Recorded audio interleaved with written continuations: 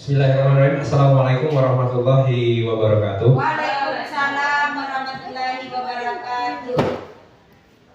Alhamdulillahirrahmanirrahim. Bersyukur kita kepada Allah telah diberi kesempatan kita bisa berkumpul bersama di kantor Majelis Guru SMA Negeri 2 Kinali. Kemudian bersalawat kepada Nabi berupa doa Allahumma sholli ala sayyidina Muhammad wa ala ali sayyidina Muhammad. Terima kasih sebelumnya Bapak Ibu telah hadir bersama di sini dalam kegiatan saya di pendidikan guru penggerak tentang menyebarkan pemahaman dan penerapan pengalaman budaya positif. Ini merupakan tugas saya di kegiatan CGP di modul 1.4 tepatnya, yaitu tentang pemahaman budaya positif. Nah Bapak Ibu, ketika melihat tampilan slide saya ini, di situ kan sudah saya tuliskan perihal budaya positif. Dalam hal ini apa yang mungkin terbersit di benak Bapak Ibu perihal budaya positif ini? Ada tanggapan dari Bapak Ibu yang terbersit lah dari pemikiran Bapak Ibu, apa ya, ada budaya, ada positif gitu. Budaya positif, mungkin ada tanggapan dari Bapak Ibu tentang budaya positif ini yang terbersit di pemikiran Bapak Ibu gitu. Coba dulu salah satu nih. Pertama, ayo.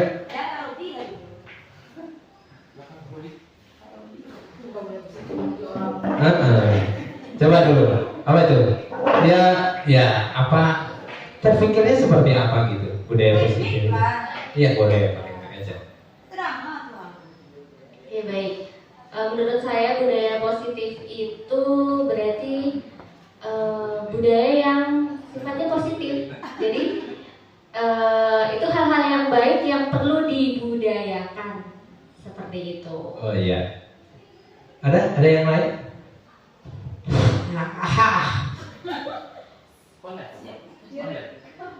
Kalau pendapat saya budaya positif ini adalah suatu turunan atau kebiasaan yang digarisbawahi dari terdahulunya, seperti budaya positif itu seperti makan tidak boleh berbicara, duduk tidak boleh makan tidak boleh jongkok, makan tertib. Kalau makan itu dengan tangan kanan, dengan tangan kiri. Jadi budaya-budaya yang seperti itu wajib kita tiru supaya kita tidak melenceng ke arah yang negatif. Begitu Pak Iqbal.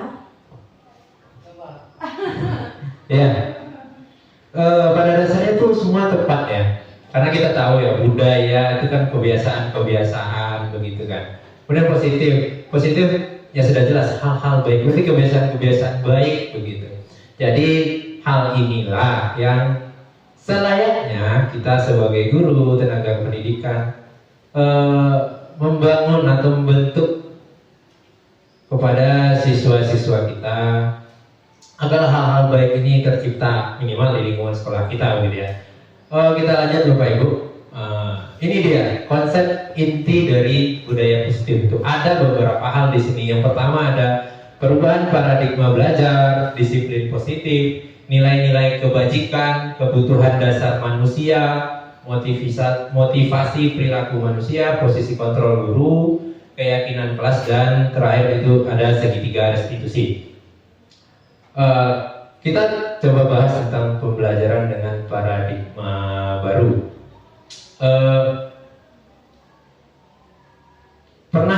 Biasanya kita pernah mendengar ya, pembelajaran berpusat pada guru, ada pembelajaran berpusat pada siswa. Ada dari Bapak Ibu yang bisa menjelaskan sedikit begitu? Apa itu yang pembelajaran berpusat pada guru dan pembelajaran berpusat pada siswa? Coba, ya, coba salah satu dari Bapak Ibu menjelaskan itu.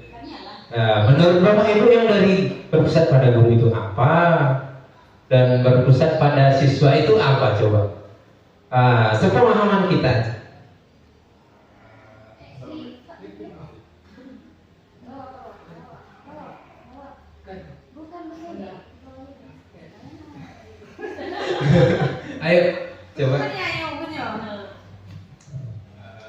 Assalamualaikum warahmatullahi wabarakatuh. Waalaikumsalam. Sebenarnya saya minta maaf jika salah ya, karena saya masih baru jadi segi hanya pengalaman. Ya, gak apa-apa Pak Robi. Kita sama-sama Kalau belajar. menurut pandangan saya, kalau pembelajaran bersifat pada guru itu setiap proses pembelajaran yang berlangsung itu guru hanya menyampaikan materi atau segala macamnya tentang pelajaran dan siswa mendengar saja, mungkin begitu. Iya. Kalau yang pembelajaran berpusat pada siswa, gimana? Coba Pak Iqbal. Ayo kita dengar dulu suara dari Pak Iqbal ini. Assalamualaikum warahmatullahi wabarakatuh. Kalau pendapat saya ini salah benar dan relatif. Kalau pendapat saya itu kalau yang berpusat pada guru mungkin hampir sama dengan Pak Robi yang sering menggunakan metode ceramah, ya kan? Atau kalau pada siswa itu lebihnya kalau dulu di kurikulum K13 sering kita gunakan itu diskusi kelompok dan seterusnya. Tapi yang ingin saya tekankan di sini pada prinsip kurikulum K13 dengan kurikulum Merdeka sekarang, yang mana kalau kurikulum K13 dulu kita dituntut untuk mengajar silabus. Jadi apapun siswa, bagaimanapun siswa di kelas, kita harus dituntut untuk mengejar KD, berapa KD yang harus kita kejar di semester tahun tersebut. Sedangkan di kurikulum Merdeka ini kita bisa menyesuaikan dengan murid. Itulah makanya diterapkan seperti yang saya baca itu prinsip pembelajaran berdiferensiasi, yang mana dipisahkan mana murid yang atau dipilah mana murid yang dengan bakat dan juga kemampuannya, seperti itu. Baik. Jadi tadi sudah keterangannya sudah jelas ya. Kalau kita tarik kesimpulannya, tentu pembelajaran yang mana harusnya kita laksanakan. Tentu pembelajaran berpusat pada murid, karena ini sesuai juga dengan filosofi Ganjar Dewantara yang sekarang lagi digaung-gaungkan ini di kurikulum Merdeka ya. Kita penjelasannya, pembelajaran dengan paradigma baru merupakan pembelajaran yang dirancang berdasarkan prinsip pembelajaran berdiferensiasi, ya, intinya berpusat kepada murid sehingga para peserta didik belajar sesuai kebutuhannya berdasarkan tahap perkembangan sesuai teori psikologi modern untuk mewujudkan profil pelajar Pancasila. Karena dituntut berpusat pada murid, maka di sini kita lihat kebutuhan muridnya seperti apa, sehingga kita sebagai guru dituntut lebih proaktif, melakukan banyak variasi-variasi pembelajaran sehingga terwujudnya profil pelajar Pancasila. Profil pelajar Pancasila sudah ini kalau nampak ya tulisannya Bapak Ibu ya. Profil pelajar Pancasila itu turunannya yang pertama beriman, bertakwa kepada Tuhan Yang Maha Esa dan berakhlak mulia. Itu tujuan awal kita di paradigma kurikulum Merdeka pada saat ini. Kemudian berkebinekaan tunggal.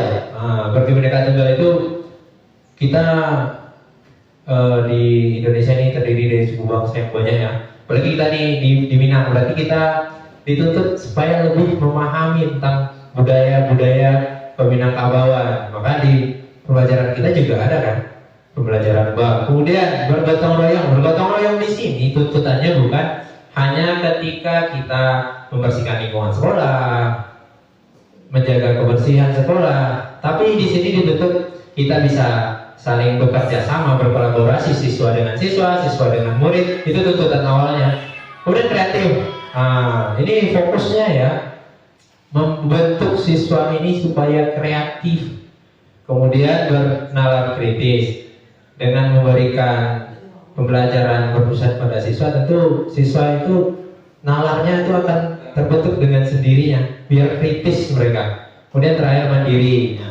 Karena semua berdasarkan siswa, kebutuhan siswa, mereka otomatis kemandirian akan terbentuk dengan cara sendiri begitu ya. Kita lanjut Bapak Ibu.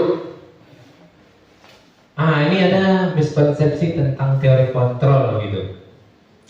Kita selama ini beranggapan apa yang kita berikan kepada siswa, yang kita lakukan pada siswa itu ada hal yang tepat.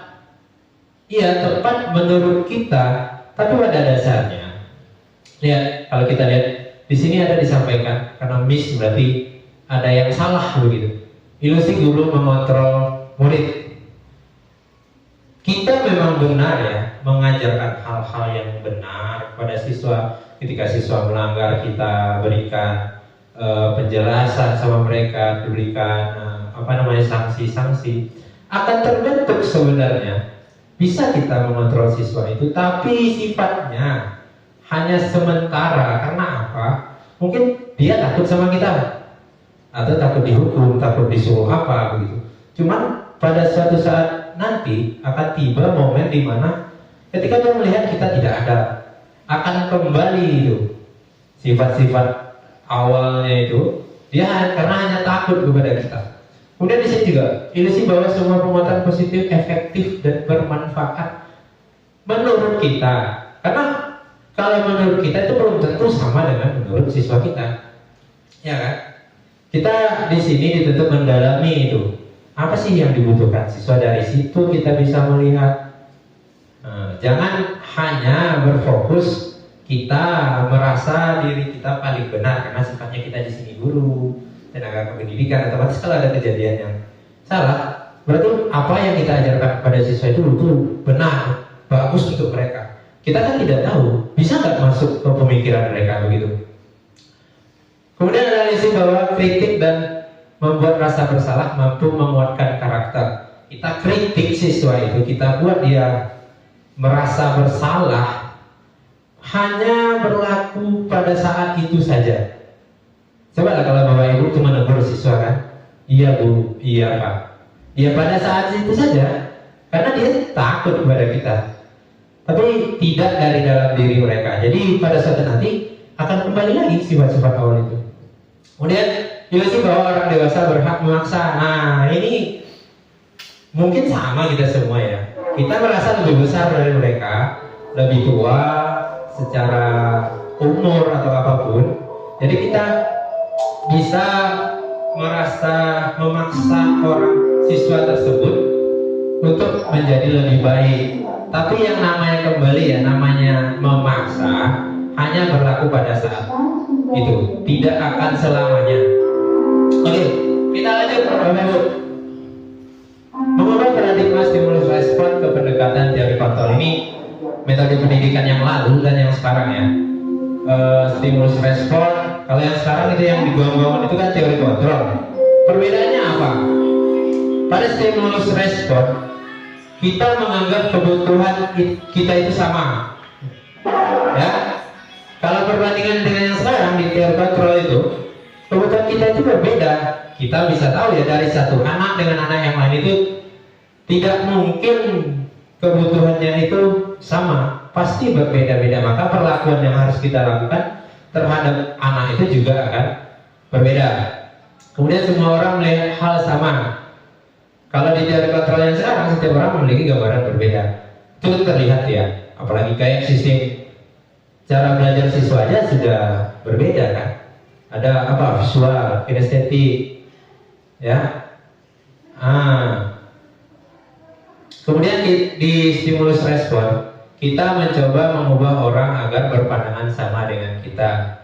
Nah, kalau ini kan kita memaksakan, karena kita paksakan.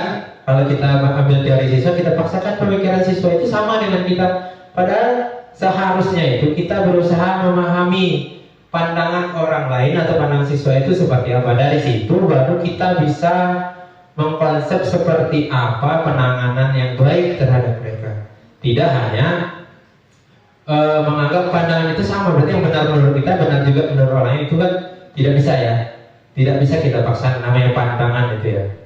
Kemudian perilaku buruk dilihat sebagai suatu kesalahan.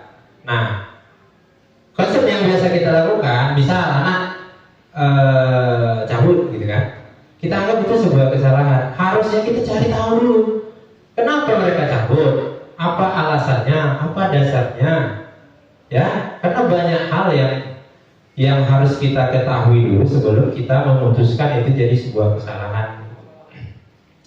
Kemudian saya bisa mengontrol orang lain. Kalau di teori kontrol, Anda tidak bisa mengontrol orang lain. Kenapa? Kalau kita memaksakan mengontrol orang lain, itu hanya sifatnya sementara, ya. Kita lanjut, pemaksaan ada pada saat rujukan gagal. Nah, kita biasanya ya, ketika kita memberikan arahan kepada siswa tidak terlaksana dengan baik, maka kita akan melakukan pemaksaan. Kita paksa mereka supaya menurut, mengikuti gitu kan. Padahal harusnya yang dilakukan adalah kolaborasi dan konsensus menciptakan pilihan-pilihan baru. Kita berikan gambaran-gambaran baru, kita tanya pilihan-pilihan apa yang bisa untuk menyelesaikan masalah-masalah yang ada. Kemudian model berpikir menang kalah. Nah, ini sudah tidak bisa dilakukan lagi. Tidak ada teorinya guru benar, siswa pasti salah. Itu sudah tidak boleh lagi dilakukan. Karena kita sekarang kan sudah ada dengan apa? Win-win solution. Nah, itulah model berpikir menang-menang. Itulah supaya kita tahu ya, kalau siswa namanya pemikiran anak-anak ya. Kalau kita meyakini diri kita benar, mereka salah. Ada kemungkinan mereka mau menurut sama kita? Enggak. Jadi kita akan carikan solusi di mana win-win solution bisa kita peroleh atau sama-sama menang. Kita senang, siswa senang, dan akhirnya semua senang. Kalau enggak ya siswa akan mendongkol apapun bentuknya, akan mendongkol siswa itu. Mendongkol, misalnya kayak kita potong rambut gitu ya. Kan kita menganggap benar rambutnya panjang itu salah gitu kan. Dan pemikiran kita benar, pemikiran mereka belum tentu. Itu nggak bisa kita paksakan lagi. Harusnya kita pakai cara-cara yang lebih baik begitu. Kita arahkan sedikit. Oke, kita lanjut Ibu.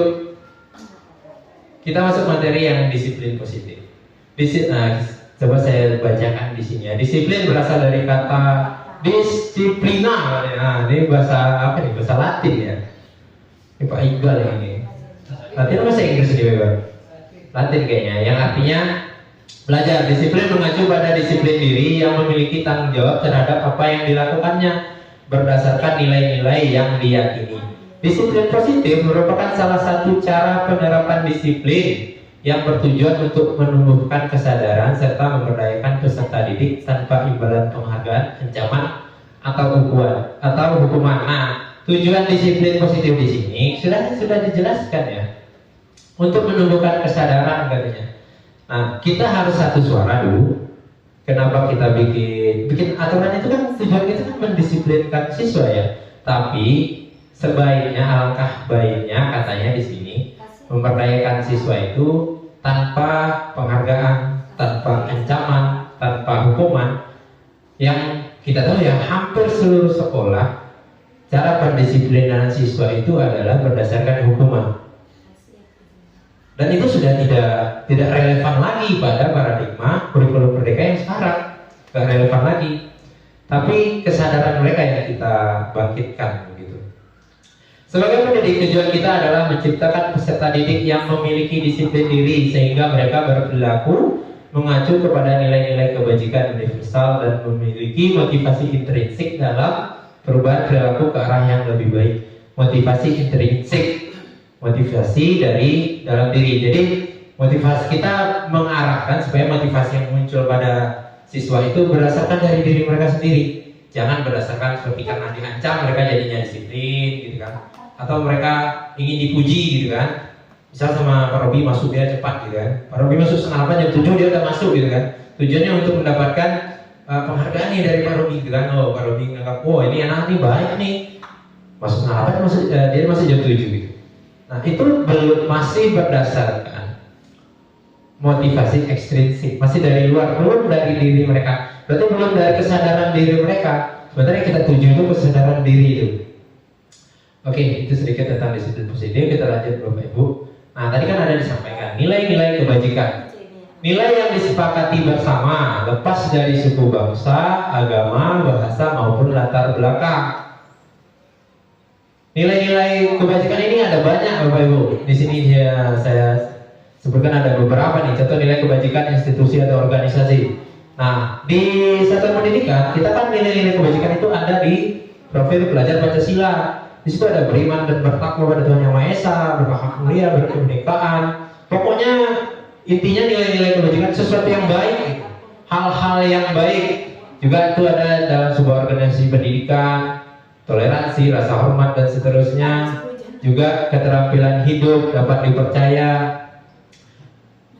pendengar yang aktif. Inilah nilai-nilai kebajikan yang kita sebagai pendidik itu berupaya sampai itu kepada siswa untuk membentuk hal-hal yang seperti ini. Harusnya kita laksanakan ya. Tujuan akhir dari kurikulum Merdeka itu kan nilai-nilai kebajikan ini terpenuhi di semua. Hal-hal di luar ini kan tidak bersangkut paut dengan kebitaran dan segala macam ya. Oke Bapak Ibu, kita lanjut. Nah, di sini kita masuk ke materi kebutuhan dasar manusia. Kebutuhan dasar manusia adalah segala sesuatu yang kita lakukan untuk mendapatkan apa yang kita inginkan. Seluruh tindakan yang kita lakukan memiliki tujuan tertentu, dan semua usaha terbaik yang kita lakukan adalah dalam rangka agar kebutuhan dasar kita terpenuhi dengan baik. Kebutuhan dasar manusia ini ada 5. Ada 5 kebutuhan dasar manusia. Yang pertama itu bertahan hidup. Di situ ada makanan, pakaian, tempat tinggal, keamanan, kesehatan. Ya, 5 kebutuhan ini harus terpenuhi terhadap diri seseorang, karena kalau tidak terpenuhi ini akan ada hal-hal negatif yang muncul pada diri setiap manusianya. Kalau kita fokusnya ke siswa, bertahan hidup di sini, kan di sini ada pakaian, makanan, pakaian, tempat tinggal. Misal siswa itu telat pergi sekolah gitu kan, harusnya kita sebagai guru jangan langsung fokus ke tema telatnya. Cari tahu dulu lah, telatnya kenapa? Jangan-jangan kebutuhan dasarnya yang bertahan hidup ini tidak terpenuhi. Misal dia tidak sarapan pagi, belum sarapan pagi hari, otomatis berusaha nyari makan dulu dia pagi, makanya dia telat. Jadi setiap perilaku siswa itu kita usahakan cari tahu dulu kenapa seperti itu. Jangan-jangan kebutuhan dasar ini tidak terpenuhi. Kalau tidak terpenuhi, pasti akan ada hal-hal negatif yang muncul pada diri siswa tersebut. Itu yang bertahan hidup. Kemudian kasih sayang dan rasa diterima. Ini kita perlukan, ya, sangat kita perlukan. Di situ kan ada rasa diterima, dipedulikan, berbagi, kerjasama, menjadi bagian dalam kelompok. Ini kalau kita arahkan ke siswa, ya. Misalnya mungkin ada kasus ketika Bapak Ibu mengajar, membentuk sebuah kelompok, ada satu atau beberapa siswa itu yang diam saja di kelompok mereka. Ya, misalnya kelompok 5 orang, 4 aktif, yang satu diam saja. Ya, diam saja tidak mau bekerja. Mungkin nanti akan ada laporan dari siswa yang lain, Bu, Pak, itu si Ani nggak aktif. Jangan kita sebagai guru langsung beranggapan negatif langsung tuh. Oh, berarti karena dia tidak aktif, nilainya rendah, nilai kelompoknya rendah begitu. Tapi kita harus cari tahu dahulu kenapa dia seperti itu. Jangan-jangan kebutuhan dasar di bagian kasih sayang dan rasa diterima ini tidak dia dapatkan. Bisa saja misal kelompok yang Bapak Ibu bagi itu dari 4 orang itu sahabat dekat gitu kan. Yang satu dia nggak akrab begitu. Jadi hal itu harus kita selidiki dahulu sebelum kita semerta-merta tuh langsung mencap siswa itu tidak mampu, tidak mau berusaha, tidak mau berkelompok. Itu hal-hal dasar seperti itu harus kita gali lagi. Kita gali kenapa bisa seperti itu. Itu tugas kita sebagai guru. Mungkin cukup berat ya Bapak Ibu ya. Hal-hal yang seperti itu kan. Kita kan taunya kalau mereka tidak ikut di dalam kelompoknya otomatis ya nilainya rendah. Tapi kita tidak tahu, mungkin dia tidak pandai berteman. Itu kalau dibiarkan akan berakibat fatal untuk dia nanti. Kemudian yang penguasaan. Kebutuhan dasar di bagian penguasaan ini, harga diri, keinginan untuk dianggap memimpin, berprestasi, diakui dan didengar. Kan ada ya Bapak Ibu ya, bertemu di dalam kelas itu siswa yang pokoknya apa-apa dia yang maju gitu. Belum ditunjuk gitu kan, saya Bu. Nah, ini ada siswa-siswa yang seperti itu. Itu bisa jadi kebutuhan dasar dia di bagian penguasaan ini ada masalahnya begitu. Kenapa dia bisa seperti itu? Ada siswa-siswa yang seperti itu, bukan berarti hebatnya ini siswa yang belum maju gitu. Mungkin ada yang dia bahasa gaulnya show off ya. Ya, kemudian kebebasan, kebutuhan dasar manusia ini, kebebasan, ya. Ada kan siswa di kelas itu ya, walaupun udah tingkat SMA ya, kerjanya jalan aja, ya kan, jalan dari bangku ke bangku tanpa peduli itu sama gurunya. Kita anggap itu salah, mungkin iya salah, tapi kita tahu nggak kenapa dia seperti itu? Karena kebutuhan dasar anak di bagian kebebasan itu ada. Jadi bagaimana kita sebagai guru mengakomodir hal itu tentang anak-anak yang seperti itu begitu? Apa yang harus kita lakukan? Nah itu PR kita itu untuk anak-anak yang seperti itu gitu. Kemudian di bagian kebutuhan dasar, di bagian kesenangan, ada bermain, humor, antusiasme, tertawa. Jadi ada anak-anak yang hobi bercanda di kelas, kadang ngajak gurunya bercanda, ngajak teman-teman bercanda gitu kan. Dia ada ganggu-gangguin teman gitu kan. Jadi alangkah baiknya kita nih sebagai guru ya mengusahakan jangan pembelajaran itu terlalu monoton gitu kan. Sesekali kita juga harus tertawa, bermain. Ada pembelajaran yang bersifatnya bermain, ada metode pembelajaran yang seperti itu ada. Bisa kita lakukan itu, ya. Itu yang harus diusahakan, kita harus bervariasi cara pembelajaran kita itu. Karena nggak mungkin kita jadi terlihat killer, terlihat fokus saja. Karena mau nggak mau ya kan, ajalah sesekali anak-anak itu tertawa. Banyak pembelajaran, ada kuis, ada games, kan banyak tuh ya. Dicari ice breaking gitu ya, untuk kembali membentuk biar kebutuhan mereka itu untuk bermain humor itu masih bisa kita penuhi begitu di kelas. Itu ya Bapak Ibu ya, 5 kebutuhan dasar manusia. Kemudian di sini ada motivasi perilaku manusia. Ada 3 Bapak Ibu, motivasi perilaku manusia. 2 itu bersifat ekstrinsik, 1 bersifat intrinsik. Yang pertama itu adalah untuk menghindari ketidaknyamanan atau hukuman. Motivasi itu bisa dibentuk dengan untuk menghindari ketidaknyamanan atau hukuman. Contoh, siswa telat, ya. Mereka berusaha tidak telat karena apa? Takut dihukum, takut sama Bu Karma, ya kan? Telat dia nanti dapat Bu Karma, push up, bersihkan taman katanya, ya. Karena takut atau ingin menghindari hukuman. Itu salah satu motivasi, iya, itu salah satu motivasi agar mereka tidak melakukan sebuah kesalahan. Cuman itu sifatnya ekstrinsik dari luar. Kalau sifat dari luar itu, misal ya, Ibu Tila piket kan, ada yang telat. Dia telat dihukum menyapu halaman atau lari lapangan. Iya, pada saat Ibu Tila itu ada. Ketika Ibu Tila tidak ada, akan ada kemungkinan dia kembali ke awal. Jadi dia motivasi itu terbentuk itu karena takut dia sama Ibu Tila. Itu salah satu contohnya. Kemudian ada motivasi kedua untuk mendapatkan imbalan atau penghargaan dari orang lain. Ya, dia ingin jadi kalau di sekolah misalnya, kalau siswa yang tidak pernah telat itu diberi penghargaan. Nah, dia karena ingin dipuji.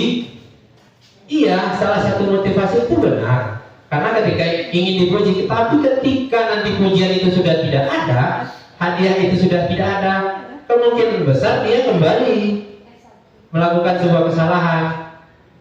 Kemudian ada yang ketiga. Nah, ini yang intrinsik, untuk menjadi orang yang mereka inginkan dan menghargai diri sendiri dengan nilai-nilai yang mereka percaya. Itulah tugas kita sebagai guru, membentuk motivasi mereka itu berasal dari dalam diri mereka.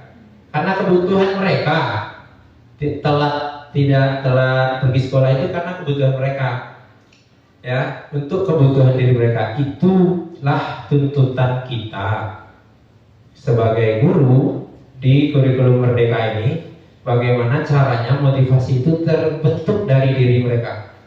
Oke, Bapak Ibu, kita lanjut. Nah, di sini ada beberapa bentuk apa ini? Ini hampir sama ya, Bapak Ibu. Ada hukuman, ada konsekuensi, ada restitusi. Yang hukuman itu apa? Nih. Hukuman itu tidak terencana atau tiba-tiba. Murid tidak tahu apa yang akan terjadi, bersifat satu arah, berupa hukuman fisik atau psikis. Jadi yang kita lakukan selama ini, misalnya siswa telat, tiba-tiba kita suruh dia lari lapangan atau membersihkan rumput dan segala macamnya, merapikan parkir gitu kan. Kan bisa aja ya. Itu dinamakan dengan hukuman karena tidak terencana, tidak ada alurnya gitu. Jadi hukumannya bebas-bebas saja. Itu namanya hukuman. Kemudian ada konsekuensi. Konsekuensi ini apa? Terencana, disepakati sesuai peraturan. Murid tetap dibuat tidak nyaman. Sikap guru selalu memonitor murid. Konsekuensi ini itulah yang selama ini kita lakukan di peraturan siswa. Kalau dia alfa berapa poinnya? Kalau dia terlambat berapa poinnya? Kan tertera ya. Nah, ini disepakati. Itu konsekuensi. Dan yang ketiga, restitusi. Nah, ini dia. Ini yang harusnya kita lakukan. Di mana proses menciptakan kondisi bagi murid untuk memperbaiki kesalahan. Proses kolaboratif yang mengajarkan murid untuk mencari solusi sendiri. Di restitusi ini, itu yang benar. Misal ya, ketika telat gitu kan. Jadi, kenapa Ananda telat? Apakah telat itu menurut Ananda baik? Kita tanya responnya, jangan kita menyampaikan bentuk yang dari kitanya, tapi kita ambil informasi dari dia semuanya. Bagaimana sebaiknya yang harus Ananda lakukan? Apa yang telah Ananda langgar? Jadi responnya dari dia semua, kita cuma memancingnya saja. Itu yang restitusi ya. Dan ini yang harus kita lakukan. Jangan ujuk-ujuk langsung kamu telat, kerjakan ini ya. Itu yang salah. Oke, kita lanjut Bapak Ibu. Nah, di sini nih, 5 posisi kontrol guru. Ini yang paling penting nih ya, 5 posisi kontrol guru. Di sini ada penghukum, ada pembuat merasa bersalah, ada teman, ada pemantau, dan ada manajer. Ada 5. Ini kalau ditanya lah ya, mana lah yang biasa Bapak Ibu lakukan di bagian mana nih? Apakah posisi kontrol Bapak Ibu sebagai penghukum, pembuat merasa bersalah, teman, pemantau, atau manajer? Yang selama ini kira-kira di bagian mana? Kita lihat ya penjelasannya satu-satu ya. Misal, contoh penerapan 5 posisi kontrol guru. Nah, ada sebuah kasus ini Bapak Ibu. Siswa tidak memakai atribut lengkap saat upacara bendera. Jadi atributnya tidak lengkap. Kalau posisi kontrol kita sebagai penghukum, nah inilah contoh kata-kata yang kita munculkan begitu. Hormat pada bendera selama 1 jam. Kalau kita melakukan ini posisi kontrol kita sebagai penghukum, ya. Kalau kita suruh ya, dia tidak lengkap atributnya, tiba-tiba kita suruh hormat bendera 1 jam. Ini penghukum. Kalau pembuat merasa bersalah, berapa kali ibu harus memberitahu kamu selalu saja mengecewakan ibu.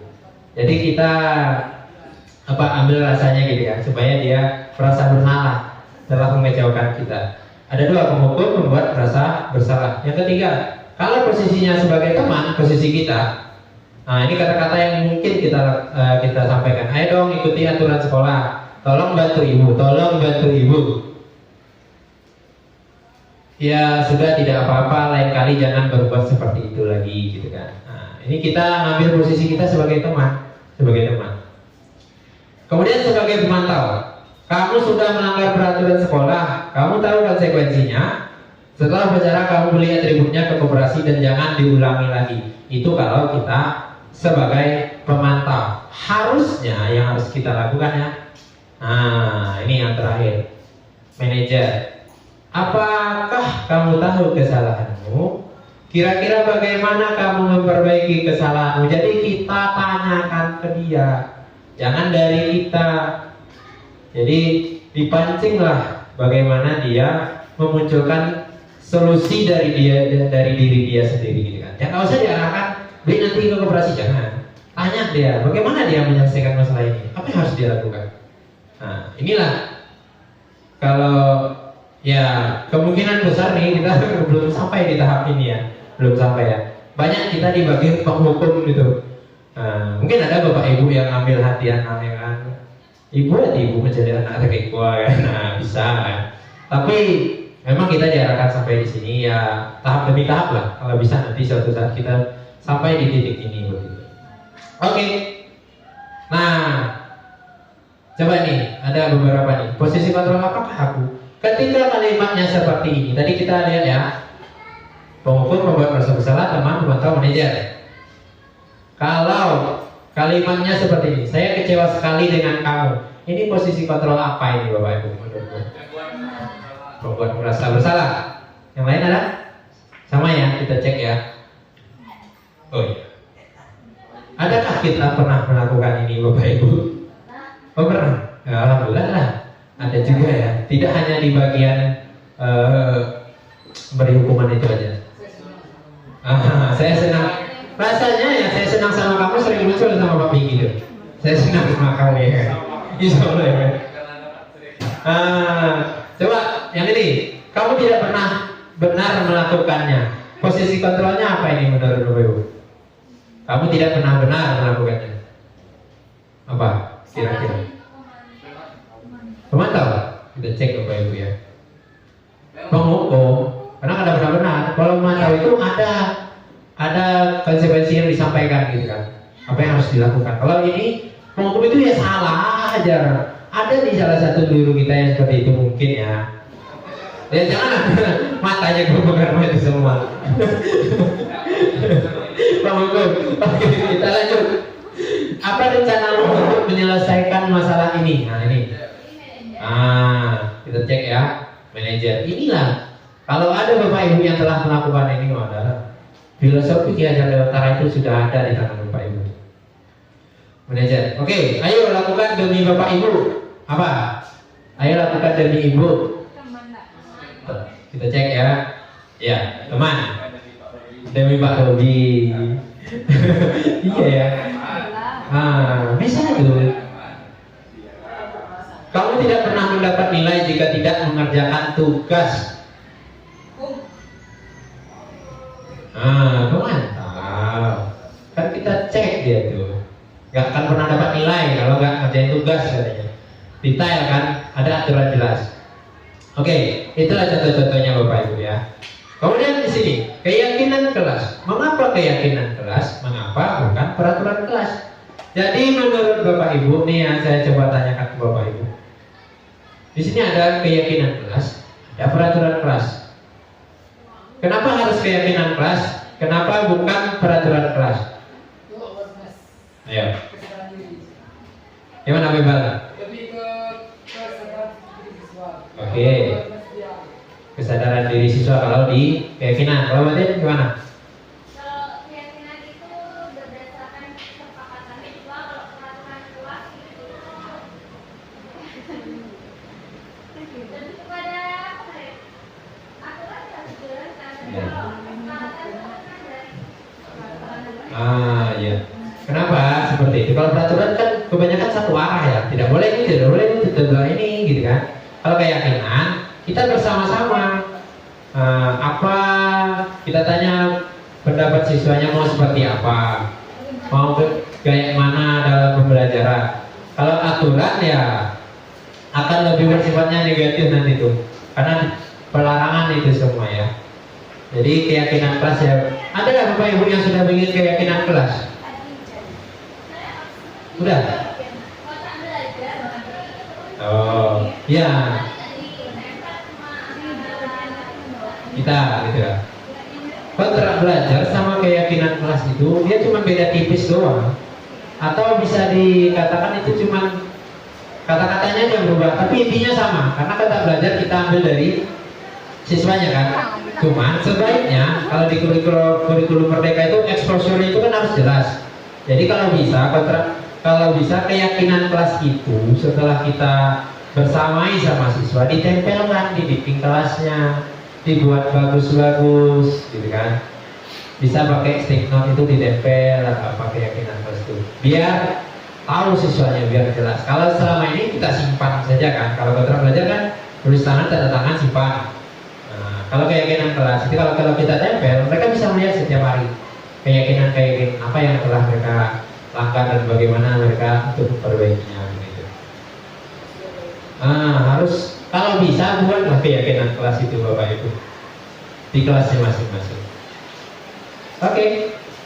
Nah, caranya bersifat abstrak, berupa pernyataan universal terbuka gitu ya. Dibuat dalam pernyataan positif. Jadi kalimat-kalimat yang selama ini tendensinya negatif itu diusahakan hilang gitu kan. Seperti tidak boleh terlambat itu kan aturannya. Kalau mau kita jadikan keyakinan kelas dan sifatnya harus bersifat positif, maka kata-katanya harus kita ubah. Tidak boleh terlambat, baiknya kita ganti dengan datang tepat waktu. Kan secara singkat, padat dan manis terdengarnya kan, tidak berbentuk perintah, gitu ya. Itu salah satu contoh Bapak Ibu. Kemudian, nah nih tentang segitiga restitusi. Segitiga restitusi ini adalah pola penanganan masalah siswa. Di sini ada dalam tahapan segitiga restitusi di situ disampaikan. Yang pertama itu menstabilkan identitas, validasi tindakan yang salah, menanyakan keyakinan. Jadi dalam penanganan kasus siswa atau permasalahan siswa itu ada polanya sebenarnya. Ya, yang biasa menyelesaikan masalah kan ada walas, guru juga kan, sampai ke BK. Sebenarnya ada polanya, ada 3 tahapan pola yang sebenarnya itu. Ya, menstabilkan identitas, kita lihat nih. Menstabilkan identitas berdasarkan prinsip membuat kesalahan adalah bagian dari proses pembelajaran. Jadi kita jangan sebentar langsung nyalahin aja gitu kan. Itu kan ada disampaikan beberapa kalimat. Berbuat salah itu wajar kan. Jadi ambil kalimat-kalimat positifnya dulu, buat dipancing dulu. Ya, berbuat salah itu wajar. Tidak ada manusia yang sempurna. Ibu atau bapak juga pernah melakukan itu. Tidak mau mencari siapa yang salah, tapi ingin mencari solusi. Kamu berhak merasa begitu. Kalau kita langsung menunjuk, oh kamu salah, pasti ada sifat mendongkol dari hati siswanya. Tapi kalau kita pancing dengan kalimat ini, nah apa yang kalimat yang ketiga itu? Ibu juga pernah melakukan itu misalnya. Nah dia misalnya cabut nih kan, bisa cabut perempuan, terus bilang langsung kamu perempuan kok cabut ya. Udah langsung tertanam itu hal yang tidak baik gitu di dalam hatinya. Oh ini guru oke gitu. Tapi kalau dipancing dengan ibu juga pernah melakukan itu gitu kan. Jadi dia merasa ada hal yang sama di antara kita. Jadi akan membuka pemikiran dia, akan lebih terbuka gitu. Itu yang menstabilkan identitas. Kemudian menanyakan keyakinan. Nah, di situ ada kata apa keyakinan kelas kita, nilai-nilai apa yang telah disepakati bersama, seperti apa gambaran sebuah kelas yang ideal menurut kamu. Ditanya keyakinannya. Jadi kalau kita sudah punya keyakinan kelas, kita bisa menanyakan keyakinan apa yang telah mereka langgar. Nah, apa yang telah mereka langgar gitu kan? Dan bagaimana mereka untuk memperbaikinya nanti ke depan. Kemudian yang terakhir, mana dia tadi?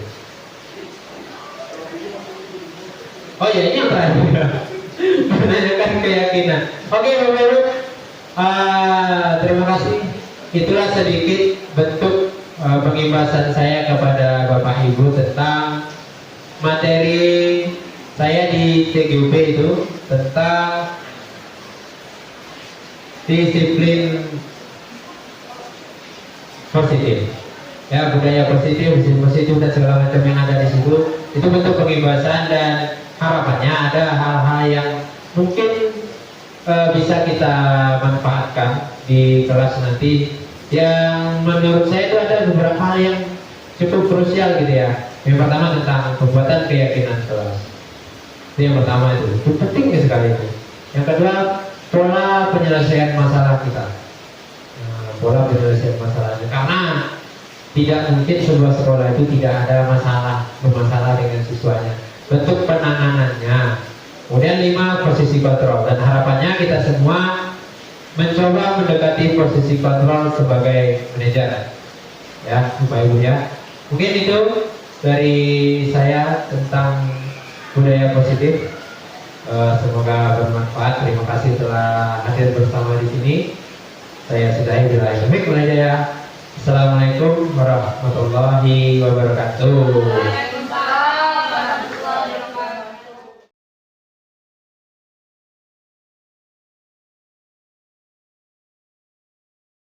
Assalamualaikum warahmatullahi wabarakatuh. Waalaikumsalam warahmatullahi wabarakatuh.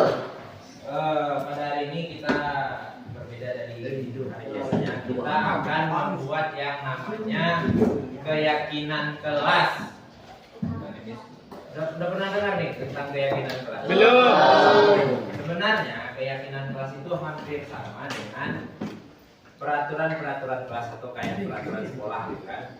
Cuma di keyakinan kelas ini kita akan membuat sebuah kesepakatan antara kalian, kesepakatan dengan Bapak. Misal kalau di lingkungan kelas ini, misal kita contohnya lah ya, salah satu tidak boleh datang terlambat. Nah, hanya saja kalau pada keyakinan ini kita menghindari yang namanya kata-kata tidak boleh, dilarang, jangan, karena itu disebut dengan kalimat negatif. Jadi kita ubah kata-katanya menjadi kalimat positif yang lebih baik. Misal tidak boleh terlambat, ganti dengan kata-kata yang lebih baiknya datang tepat waktu. Tidak boleh membuang sampah sembarangan, menjaga kebersihan. Nah, paham ya? Buang sampah pada tempatnya. Jadi hindari kata-kata dilarang, jangan, tidak boleh, dihindari. Dan kesepakatan ini datangnya dari kita bersama, dari kalian lebih tepatnya. Jadi nanti akan menjadi keyakinan kelas. Kenapa kita sebut keyakinan? Kalau keyakinan kan dari kita. Kalau yang aturan-aturan sekolah yang itu kan dari sekolah. Bisa saja kalian memberontak di dalam hati sebenarnya kan. Tapi kalau dari kalian sendiri yang membuat aturan yang seperti itu, maka itu akan jadi keyakinan dari diri kalian sendiri. Jadi kalau kalian melanggar kan yang bisa disalahkan diri kita sendiri gitu ya. Paham ya? Nanti Bapak akan sebar kertas warna-warni ini 1 orang, 1, 2. Jadi kalian buatlah menurut kalian keyakinan kelas yang bagus itu seperti apa? Misal ya kayak tadi kan waktu misalnya tidak boleh mencontek apa keyakinan yang lebih baik kata-katanya ya.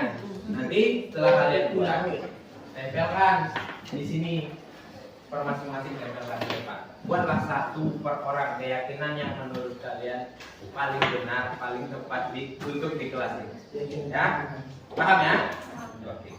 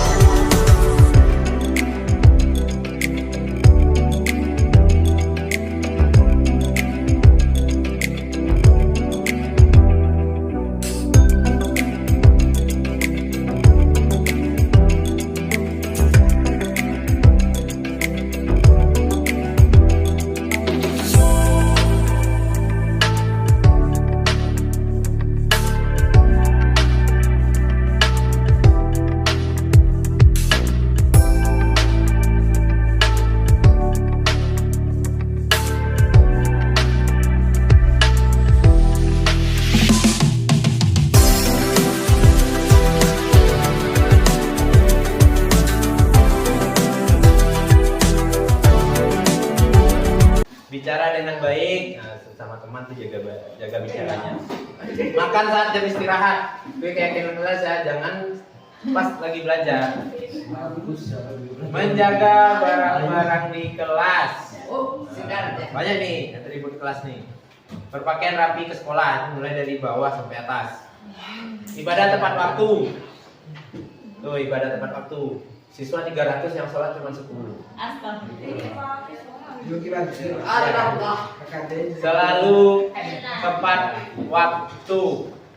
Nih untuk yang telat-telat datang sekolah supaya nggak kena bobot pas segala macamnya. Nah, itu kesepakatan kelas kita yang sudah menjadi keyakinan kita semua.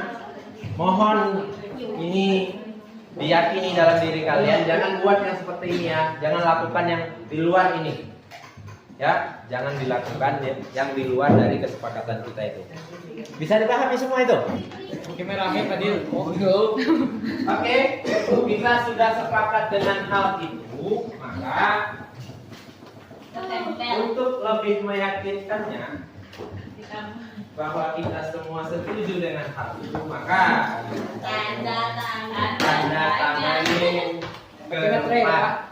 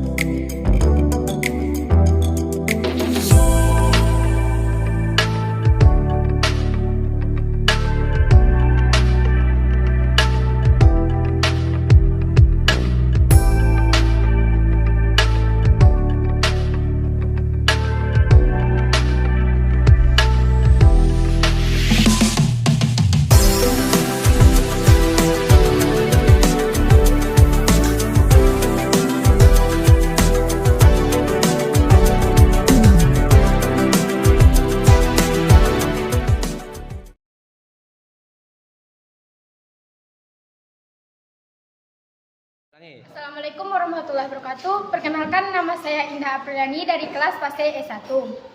Pembelajaran hari ini sangat menarik. Keyakinan kelas sangat penting karena dapat membawa siswa ke jalan yang benar.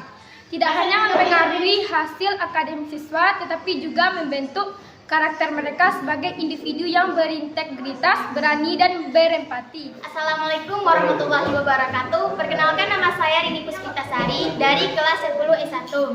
Menurut saya, pembelajaran saat ini sangat menyenangkan, mengasihkan, juga sangat seru sekali. Menurut saya, keyakinan kelas sangat penting karena selain dapat memberikan kesempatan bagi siswa untuk memberikan pendapatnya tentang keyakinan kelas ini, juga dapat membentuk karakter siswa agar menjadi lebih baik. Itu saja. Itu saja dari saya. Sekian, terima kasih. Assalamualaikum warahmatullahi wabarakatuh. Perkenalkan, nama saya Rika Rahim dari kelas 10 S1. Kegiatan hari ini sangat menyenangkan. Keyakinan kelas menurut saya sangat bermanfaat untuk siswa agar siswa lebih disiplin dan bertanggung jawab. Sekian dari saya. Assalamualaikum warahmatullahi wabarakatuh. Terima kasih sudah menyaksikan video ini. Salam guru penggerak, tergerak, bergerak, menggerakkan. Wassalamualaikum warahmatullahi wabarakatuh.